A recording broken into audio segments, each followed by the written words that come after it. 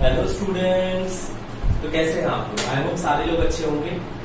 तो बच्चों, आज हम चैप्टर इलेक्ट्रिसिटी चैप्टर 12 साइंस का क्लास 10 का उसका हम सेकेंड लेक्चर आज हम करने वाले हैं। ठीक है बच्चों। तो फर्स्ट लेक्चर में हमने चार्ज के बारे में एक्सप्लेन किया था बच्चों कि चार्ज क्या होता है, किस तरीके से चार्ज हमारा बॉडी का है। ठीक है बच्चों, आज हम लोग पढ़ेंगे कूलम्ब्स लॉ के बारे में कि कूलम्ब्स लॉ क्या होता है।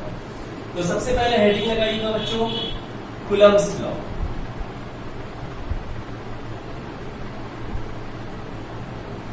Coulomb's law. बच्चों एक चीज मैं आपको बता दूं कि मेरे चैनल का नाम स्काईफाई लर्नर है और मैं हूं मनीष मैन और आपका दोस्त। आज हम आप पढ़ने वाले हैं, मैं और आप सीखने वाले हैं कूलम्ब्स लॉ के बारे में। कूलम्ब्स लॉ की होता क्या है, किस तरीके से इसको डिस्क्राइब करेंगे और इससे रिलेटेड एक आध न्यूमेरिकल्स हम लोग लेंगे बच्चों। तो आज हम लोग पढ़ेंगे कूलम्ब्स लॉ के बारे में बच्चों। तो कूलम्ब्स लॉ का सबसे पहले स्टेटमेंट बच्चों क्या होता है, स्टेटमेंट। तो जैसे क्लास 9 में हमने पढ़ा था न्यूटन्स लॉ ऑफ ग्रेविटेशन या यूनिवर्सल लॉ ऑफ ग्रेविटेशन, उसमें हमने क्या कहा था कि ग्रेविटेशनल फोर्स जो होता है वो डायरेक्टली प्रोपोर्शनल होता है प्रोडक्ट ऑफ मास के। जो दो बॉडीज है उन बॉडीज के मास के प्रोडक्ट का क्या होता है, वो डायरेक्टली प्रोपोर्शनल होता है और इनवर्सली प्रोपोर्शनल होता है उसके डिस्टेंस के बीच। ठीक है बच्चों, यहाँ पे भी उसी तरीके से होगा, लेकिन यहाँ पे बच्चों थोड़ी सी चेंज हो जाएगी बात। वहां पे ग्रेविटेशनल फोर्स था बच्चों, यहाँ पे इलेक्ट्रोस्टैटिक फोर्स आएगा। और दूसरी बात यह है बच्चों कि यहाँ पे इलेक्ट्रोस्टैटिक फोर्स के अलावा वहां पे मास की बात की गई थी यूनिवर्सल लॉ ऑफ ग्रेविटेशन में बच्चों, यहाँ पे चार्ज की बात की जाएगी। ठीक है, तो अब इस पे हम बात करते हैं कि आखिर कूलम्ब्स लॉ है क्या। देखेंगे this law states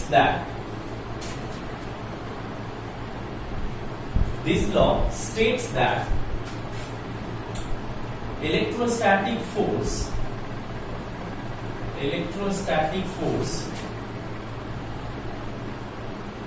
between two charged bodies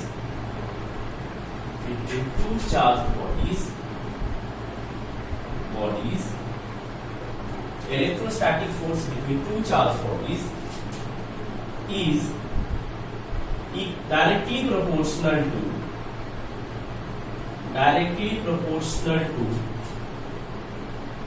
product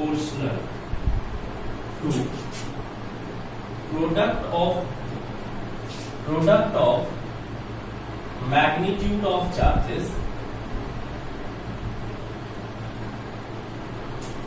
and inversely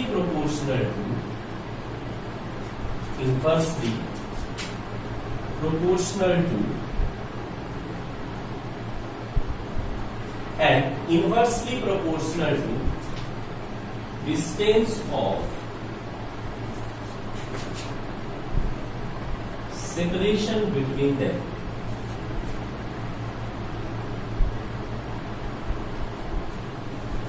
बच्चों एक चीज बीच में छूट गया, inversely proportional to square of distance of separation between them. तो क्या लिखा हमने बच्चों कि इलेक्ट्रोस्टैटिक फोर्स जो होगा दो चार्ज बॉडी के बीच का, वो डायरेक्टली प्रोपोर्शनल होगा product of the magnitude of the charges and inversely proportional to square of distance of separation between them। उसके बीच का जो डिस्टेंस ऑफ सेपरेशन होगा उसके स्क्वायर के ही इनवर्सली प्रोपोर्शनल होता है। कैसे होगा बच्चों, इसको मैथमेटिकली हम लोग देखते हैं। ठीक है, तो ये वाला आप लोग नोट कर लिए होगा। अब इसको हम इरेज करते हैं, इसको हमने इरेज कर दिया। ठीक है, तो बच्चों जैसे ग्रेविटेशन में पढ़े थे सेम टू सेम वैसे ही इसमें भी निकलेगा, बस इसमें थोड़ी सी चेंज हो जाएगा। क्या होगा बात, ये हमारा मान लेते हैं बॉडी है जिसपे चार्ज Q1 ये फर्स्ट बॉडी, और ये वाला एक बॉडी है जिसपे चार्ज Q2 है, और दोनों के बीच का जो डिस्टेंस है बच्चों वो है हमारा R। ठीक है, अब अकॉर्डिंग टू कूलम्ब्स लॉ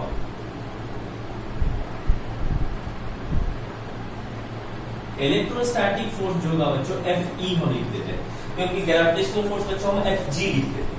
यहाँ पे Fe directly proportional to product of their charges Q1 into Q2 ये directly proportional to product of their charge होगा बच्चों, ठीक है। और inversely proportional to square of distance between them, इसके बीच का जो डिस्टेंस होगा उसके इनवर्सली प्रोपोर्शनल होगा स्क्वायर। अब दोनों को जब कंबाइन करेंगे, ये इक्वेशन 1 हो गया बच्चों, ये इक्वेशन 2, कंबाइनिंग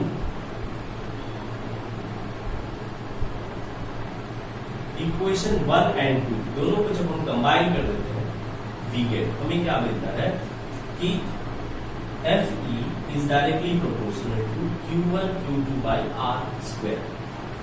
हो गया बच्चों। अब प्रोपोर्शनैलिटी हटाते हैं बच्चों, तो क्या करते हैं भाई, कांस्टेंट लगाते हैं। अब यहाँ पे जो कांस्टेंट लगाएंगे वो सोच समझ के लगाएंगे, इज इक्वल्स टू K लिखते हैं बच्चों, K into Q1 Q2 by R square, ठीक है बच्चों। Where K is electrostatic constant, electrostatic constant, K क्या होगा बच्चों, electrostatic constant, where K is electrostatic constant, ठीक है बच्चों।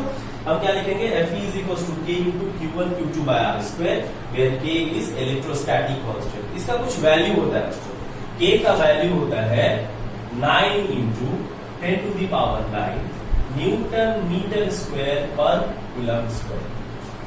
अब ये बच्चों असाइनमेंट कैसे आया, तो अगर K को इधर ले जाएंगे तो क्या होगा बच्चों, ये हो जाएगा हमारा Fe into R square by Q1 Q2, यही होगा बच्चों।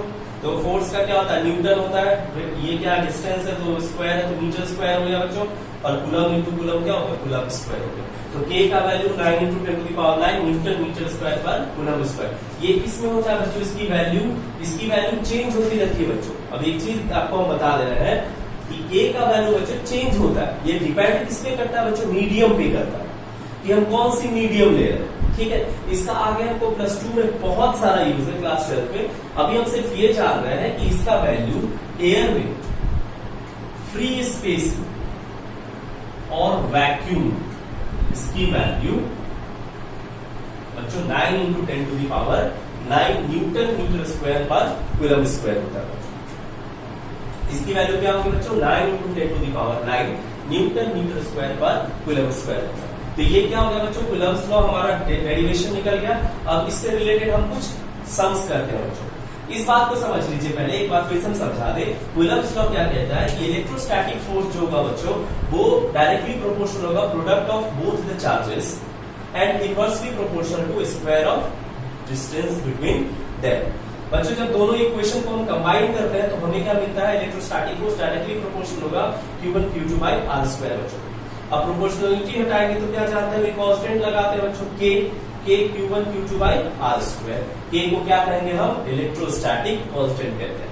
K का वैल्यू कितना होता है बच्चों, 9 into 10 to the power 9 newton metre square per coulomb square. अब एक चीज बच्चों ध्यान से हम लोग समझते हैं इस चीज को, है ना, कि इलेक्ट्रोस्टैटिक कांस्टेंट की वैल्यू डिपेंड करती है, value of K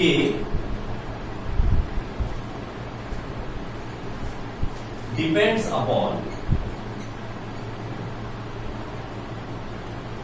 nature of medium. अगर हम ऑयल में रखें, वाटर में रखें, टर्पेंटाइन में रखें बच्चों, ग्लास में रखें, तो K की वैल्यू क्या होगी बच्चों, चेंज होती जाएगी। अब कैसे चेंज होगी बच्चों, तो ये वाला हमको कॉन्सेप्ट क्लास हायर क्लासेस में पढ़ना है, क्लास 12 में।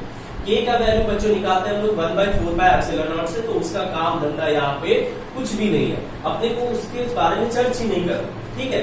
हमें सिर्फ जानना है कि K का value 9 into 10 to the power 9 होता है एयर में, फ्री स्पेस में या फिर वैक्यूम। बच्चों हम जब भी कोई चार्ज रखेंगे तो अपने हिसाब से एयर में रखेंगे, या फिर बच्चों वैक्यूम में रखेंगे, या फ्री स्पेस में रखेंगे, ठीक है ना। तो ये नोट हो गया, ओके। जब नोट हो गया तो हम लोग अब न्यूमेरिकल सॉल्व करते हैं, ठीक है, ओके। अगर मान लीजिए एक चीज और बता रहे हैं, Q1 Q2 अगर दोनों पॉजिटिव है तो दोनों के बीच कैसा फोर्स लगेगा, फोर्स ऑफ इंटरैक्शन कैसा होगा, फोर्स ऑफ इंटरैक्शन वहां पे अगर ये भी पॉजिटिव है, ये भी पॉजिटिव है, तो रिपल्सिव नेचर का होगा बच्चों। अगर ये पॉजिटिव है, ये निगेटिव है बच्चों, तो फिर अट्रैक्टिव होगा बच्चों, क्योंकि हमने कल पढ़ाया था कि लाइक चार्ज क्या करता है बच्चों, रिपेल करता है, और लाइक चार्ज क्या करता है, एक दूसरे को अट्रैक्ट करता है, ठीक है, क्लियर, ओके। आगे बढ़ते हैं।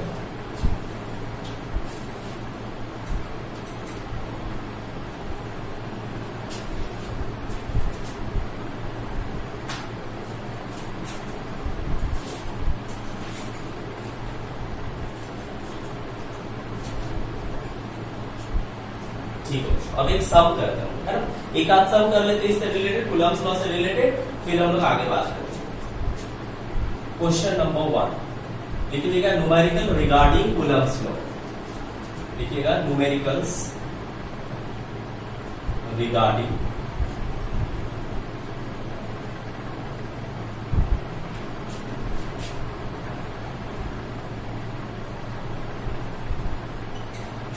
Numericals regarding Coulomb's law.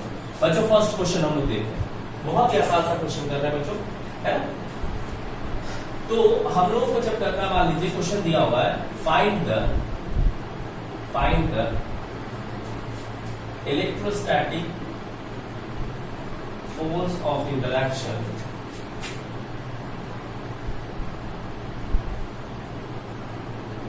Between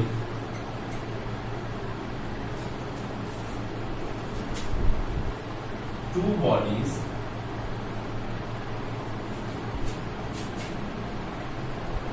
carrying charge 3 microcoulomb and 2 microcoulomb। इसको बच्चों माइक्रो पढ़ते हैं ना, 3 microcoulomb and 2 microcoulomb respectively, ठीक है बच्चों, 3 microcoulomb and 2 microcoulomb respectively,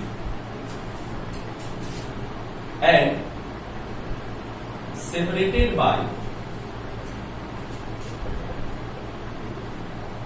distance of 2 millimetre बच्चों, 2 मिलीमीटर, 2 सेंटीमीटर करते थे बच्चों, थोड़ा सा दूर कर देते इसको, तो मिलीमीटर ही रहने दो, 2 मिलीमीटर, ठीक है। इसको सॉल्व करना है आपको, क्या कह रहा है, find the electrostatic force of interaction between two bodies carrying charge 3 microcoulomb and 2 microcoulomb respectively and separated by distance of 2 millimeters। और दूसरा इसमें एक और चीज जोड़ देगा, find the nature of force, कि नेचर कैसा होगा। तो ये तो हम लोग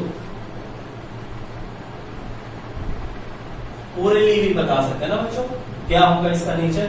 इसका नेचर होगा बच्चों, दोनों पॉजिटिव चार्ज है, तो हमने अभी बताया आपको, अगर 2 पॉजिटिव चार्ज होगा, मतलब 2 सेम चार्ज होगा बच्चों, तो क्या करेगा, ये रिपेल करेगा बच्चों, राइट। अगर 2 सेम चार्ज है तो क्या करेगा, रिपेल करेगा। अगर डिफरेंट चार्ज होता बच्चों तो वहां पे क्या होता है, अट्रैक्शन होता है, ठीक है। अभी इसी पे आपको ना एक चीज हम बात करेंगे, उस पर आपको थोड़ी सी दिमाग लगानी पड़ेगी, है ना बच्चों, थोड़ा सा दिमाग चाहिए उसके पीछे। Find the electrostatic force of interaction between two bodies carrying charge 3 microcoulomb and 2 microcoulomb। बच्चों Q1 की वैल्यू दी हुई है हमको, कितना, 3 माइक्रो, इसको क्या लिखेंगे हम लोग, 3 into 10 to the power -6 coulomb. Micro है बच्चों, माइक्रो को पहले कन्वर्ट करेंगे हम लोग एसआई यूनिट में बच्चों, हमने बोला था कि किसी भी चीज को एसआई यूनिट्स में लिखते हैं हम लोग, तो 3 into 10 to the power -6 coulomb. Q2 की वैल्यू कितनी है बच्चों, Q2 की वैल्यू होती है 2 माइक्रो, तो क्या हो जाएगा, 2 into 10 to the power -6 coulomb.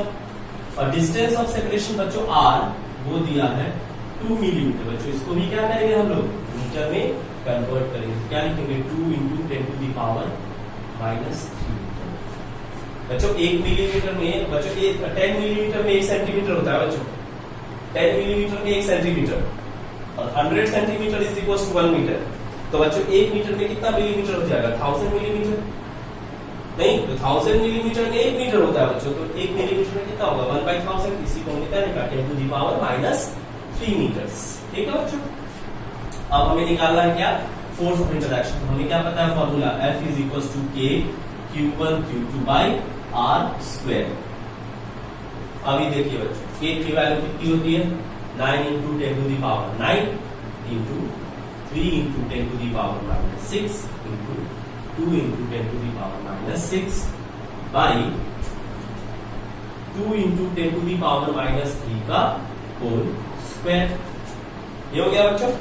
अब बहुत आसान है सॉल्व करना इसको, क्या लिखेंगे, जो पहले पावर एक्सपोनेंट वाला है उसको हम अलग कर लेते हैं, क्या लिखेंगे, 9 इंटू 3 इंटू 2 बच्चों, है ना, इंटू फिर क्या कर लेंगे, 10 टू दी पावर 9 -6 कितना, -12, तो हमने 9 -12 लिखा बाई 2 का स्क्वायर कितना, 4 इंटू 10 टू दी पावर -3 का स्क्वायर कितना, 10 टू दी पावर -6।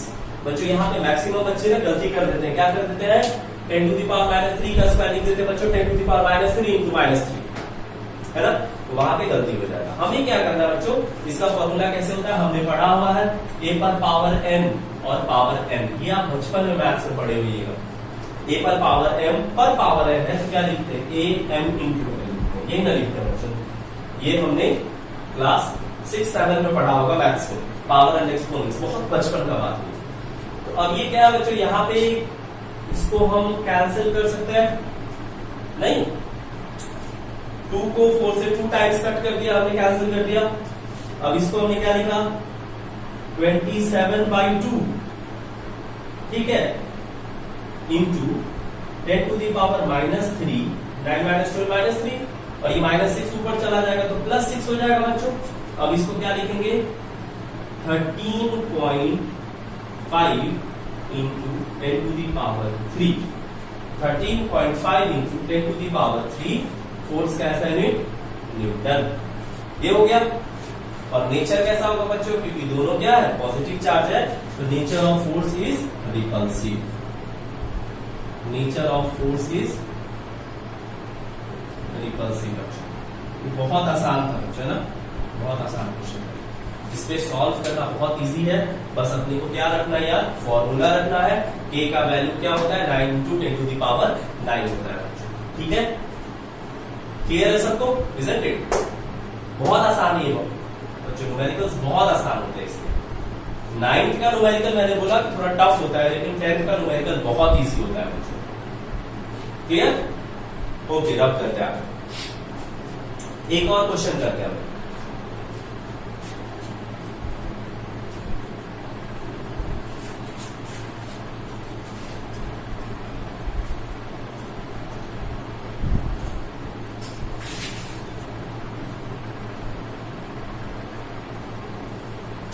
देखते हैं बच्चों, एक चीज देखते हैं क्या, एक चीज है हमारा कि अगर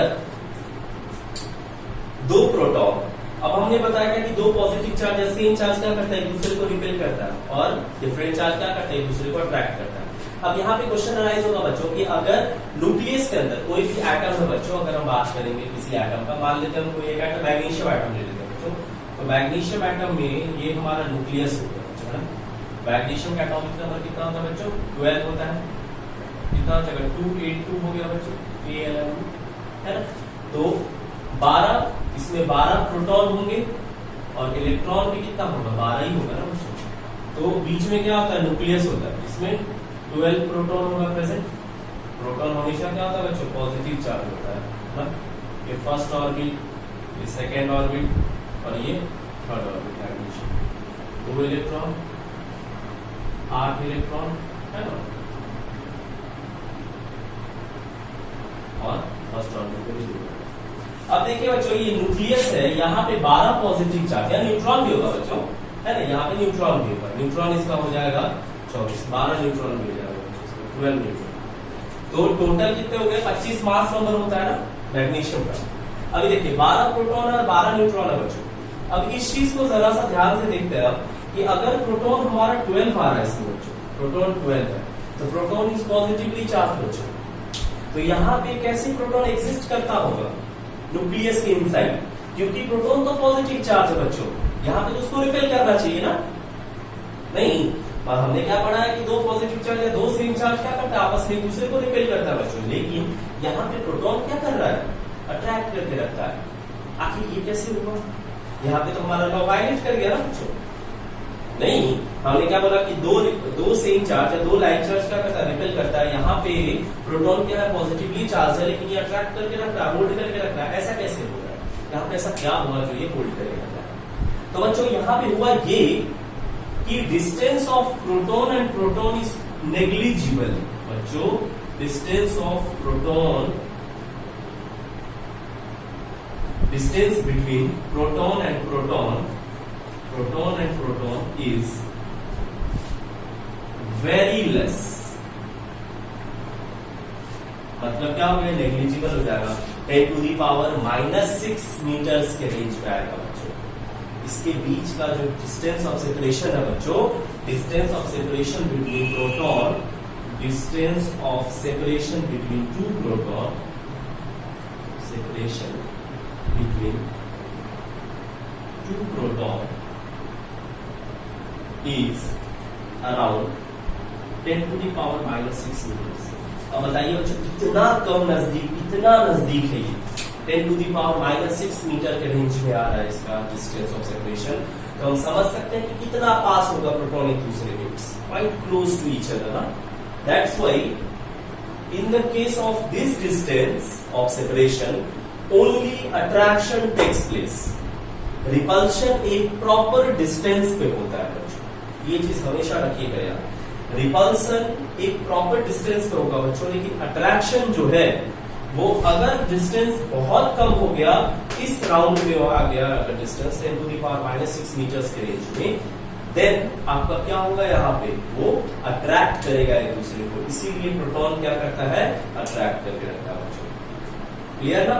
एक नई बात बता दिए कि प्रोटॉन प्रोटॉन के बीच में रिपल्सन क्यों नहीं होता है, डिस्पाइट ये क्या है, पॉजिटिव चार्ज है, लेकिन फिर भी उसके बावजूद भी इसके में क्या होता है, अट्रैक्शन होता है, रिपल्सन नहीं होता।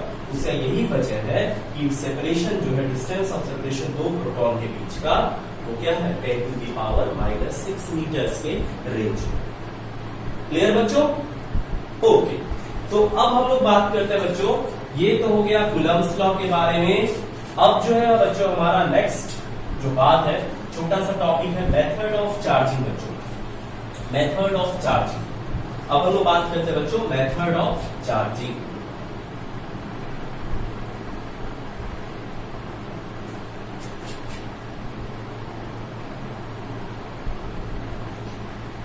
मेथड ऑफ चार्जिंग बच्चों, मेथड ऑफ चार्जिंग क्या होता है? तो मेथड ऑफ चार्जिंग होता है बच्चों, तीन मेथड होता है। There are 3 methods, there are 3 methods. एक हो गया चार्जिंग बाय फ्रिक्शन और रबिंग कहते हैं उसको, चार्जिंग बाय फ्रिक्शन, और इसी को हम लोग कहते हैं रबिंग, है ना। एक दूसरे को अगर एक दूसरे के रिलेटिव मोशन में लाते हैं ना, अपोज करता है इस तरीके से ना। कल ही बताए थे इलेक्ट्रिक मींस जो इलेक्ट्रोस्टैटिक चार्ज जो डेवलप होता है, कॉम और पेपर पीस का एग्जांपल दिए थे, कॉम और पेपर पीस का।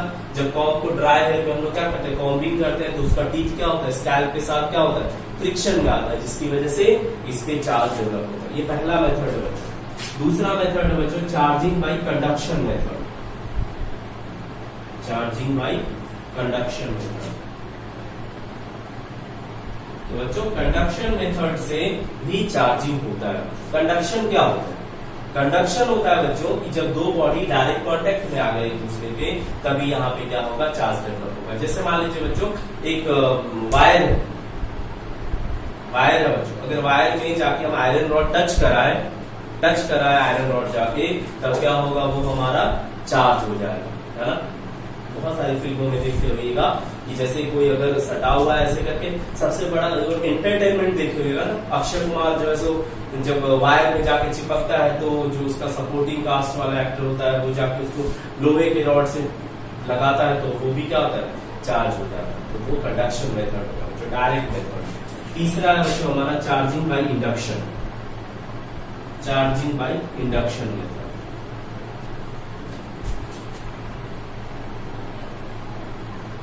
Charging by induction method. Induction में क्या होता है बच्चों, इंड्यूस होता है। इंड्यूस मतलब क्या होता है बच्चों कि चार्ज डेवलप होगा, इक्वल चार्ज डेवलप होगा, लेकिन वो ऑपोजिट नेचर का होगा बच्चों। और ये भी इनडायरेक्ट होता है बच्चों। जैसे कि मान लीजिए अगर इंडक्शन मेथड में ये बॉडी हमारा चार्ज है, इस पे पॉजिटिव चार्ज है बच्चों, ठीक है, ये वाला पॉजिटिवली चार्ज है। एक अनचार्ज बॉडी हम बी ले आते हैं इसके पास में, तो बी वाला का जितना पॉजिटिव चार्ज इस पे होगा बच्चों, उतना ही निगेटिव चार्ज यहाँ आ जाएगा बच्चों, ठीक है। जितना पॉजिटिव चार्ज ए पे होगा, उतना ही निगेटिव चार्ज इस पे इक्वल एंड ऑपोजिट चार्ज क्या होगा, आएगा इस पे, विदाउट कॉन्टेक्ट बच्चों, इंड्यूस कहते हैं इसे। इसका एग्जाम्पल होता है बच्चों, सबसे बेहतरीन हम लोग देखते होंगे, क्लास 8 में पढ़े हुए आप लोग, लाइटनिंग कंडक्टर बच्चों, लाइटनिंग कंडक्टर। ऊपर में जो स्पाइक्स होता है ना, मेटालिक स्पाइक्स होता है, बड़े बड़े टॉल बिल्डिंग जितने भी होते हैं उसके ऊपर में देखिएगा त्रिशूल टाइप का बना होता है कुछ, है ना, जिसको लाइटनिंग कंडक्टर कहा जाता है। वहां पे और बिजली चमकती है वहां पे, तो फिर क्या होता है, लाइटनिंग होता है। देन आफ्टर वो जो शॉक, घर पे बिजली ना गिरे, जिसकी वजह से क्या होता है, उसको प्रोटेक्ट करता है। जो नेगेटिव चार्ज अगर पॉजिटिव है तो उस पर नेगेटिव होगा और फिर वो अर्थ हो जाता है, कॉपर प्लेट। तो ये चार्जिंग बाय इंडक्शन मेथड है बच्चों, ठीक है। तो आज हमने क्या पढ़ा बच्चों, Coulomb's law, interaction between charges और क्या बच्चों, मेथड्स ऑफ चार्जिंग। तो बच्चों मिलते हैं अगली वीडियो में। अगली वीडियो में हम इलेक्ट्रिक करंट के बारे में बात करेंगे बच्चों, ठीक है। तब तक के लिए पढ़ाई करते रहें और हाँ, मेरा चैनल जरूर सब्सक्राइब कर लें, स्काईफाई लर्नर, ठीक है। स्काईफाई लर्नर मेरे चैनल का नाम है, इसको सब्सक्राइब कर लीजिए और ज्यादा से ज्यादा शेयर करिए। Keep loving and supporting me. और आपके इस कारण की वजह से मैं आपको अच्छी अच्छी वीडियोस हर एक चैप्टर्स में डालता रहूंगा, पोस्ट करता रहूंगा, ताकि आपको बहुत ज्यादा फायदा हो। तो इस पैंडेमिक के दौर में घर में रहें, अच्छे से रहें और सतर्क रहें, अपने एल्डर्स का रिस्पेक्ट करें, मदर फादर का रिस्पेक्ट करें, respect your country. Thank you.